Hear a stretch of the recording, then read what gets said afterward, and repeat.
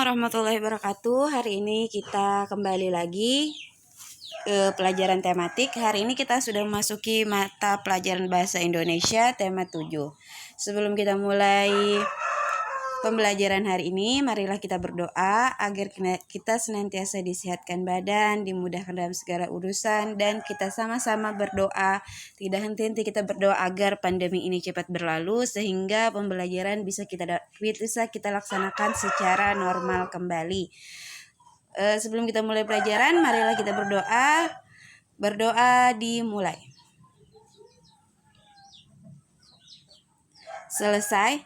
Nah, sekarang di bahasa Indonesia kita akan mempelajari tentang bagaimana cara menentukan pokok-pokok pikiran pada paragraf, apa itu cerita fiksi, dan apa saja contoh-contoh yang termasuk dalam cerita fiksi. Nah, sebelumnya kita akan mempelajari dulu bagaimana cara menentukan pokok pikiran pada paragraf. Kita sudah mengetahui di pembelajaran tema sebelumnya kita sudah pernah belajar tentang pokok pikiran. Pokok pikiran adalah inti dari cerita tersebut atau ide pokok atau hal yang penting yang ada dalam cerita tersebut. Biasanya pokok pikiran atau ide-ide pokok itu bisa ditemukan di awal paragraf dan di akhir paragraf. Tapi tidak menutup kemungkinan juga nanti kalian akan temukan bahwa pokok pikiran itu bukan hanya berada di awal atau di akhir, tapi kedua-duanya. Adapun cara menentukan pokok pikiran paragraf itu sebagai berikut. Pertama, kita harus membaca seluruh kalimat dalam paragraf. Kita membacanya itu harus betul-betul memahami apa maksud dari paragraf tersebut. Dan kedua, menandai kalimat awal, kalimat akhir, atau kalimat awal dan kalimat akhir paragraf. Menandai pikiran pokok yang terdapat di awal, akhir, atau di awal dan di akhir paragraf. Jadi inti untuk menentukan pokok pikiran pada paragraf itu dengan cara membacanya dengan serius, membacanya, memahami apa maksud ceritanya, sehingga kita dengan mudah bisa menentukan pokok-pokok pikiran pada paragraf tersebut. Kalian pernah mendengar tentang cerita seperti Timun Mas, seperti Si Kancil. Nah, itu termasuk ke dalam cerita fiksi. Jadi cerita fiksi itu pengertiannya adalah cerita yang tidak benar-benar terjadi. Adapun fabel itu cerita tentang kehidupan hewan yang berperilaku seperti manusia untuk menyampaikan pesan moral terkait perilaku manusia tersebut. Dan ada juga cerita rakyat, cerita yang disampaikan secara turun-temurun, secara lisan dan bersifat anonim. Selain cerita rakyat, ada pula yang disebut dengan legenda. Legenda merupakan cerita rakyat yang dihubungkan dengan tokoh sejarah dan dibumbui dengan kesaktian tokoh-tokohnya dan dianggap benar-benar terjadi. Misal contohnya legenda apa nih? Banyak ya, kalian silakan. Kalian sudah pasti sering membaca cerita-cerita. Dari cerita-cerita itu kalian dapat menentukan apakah cerita ini termasuk cerita rakyat, apakah ini termasuk legenda, dan sebagainya.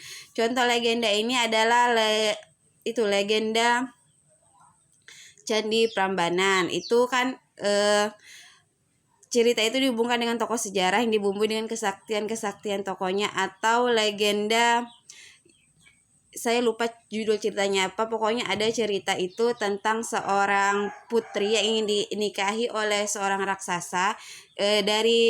Karena putri ini mengajukan syarat, jadi ketika raksasa itu jika ingin menikahi si putri tersebut, tuan putri tersebut, dia harus membangun candi dalam satu malam sebanyak 1000 buah. Nah, itu termasuk juga legenda karena di situ ada kesaktian dari si raksasa tadi, karena dia hampir berhasil membangun 1000 candi, namun karena ayam terlalu pagi berkokok sehingga tumbanglah si raksasa, sehingga candi yang dibangunnya itu tidak sampai selesai. Adapun ciri-ciri legenda dianggap sebagai kejadian nyata yang benar-benar terjadi di masa lampau, bersifat keduniawian.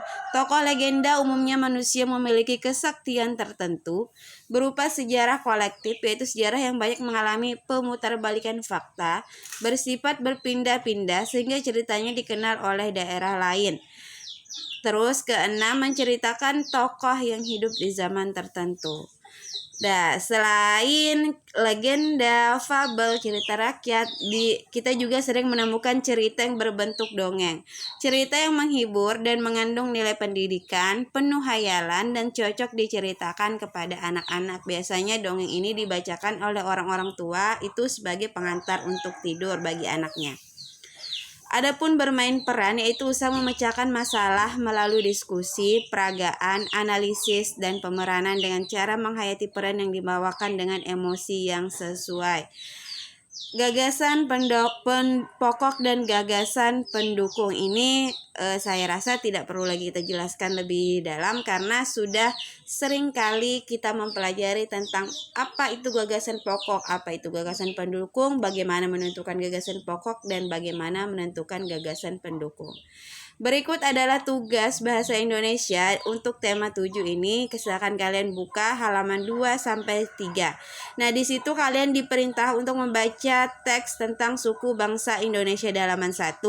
Terus cari kata-kata sulit yang kalian temukan pada bacaan tersebut. Kata-kata sulit yang tidak kalian ketahui artinya, yang tidak kalian pahami apa maksudnya. Jika ada, tulis dalam tabel halaman 2 lalu carilah artinya. Mencari artinya ini bisa menggunakan kamus bahasa Indonesia atau kalian bisa langsung mencari di Google.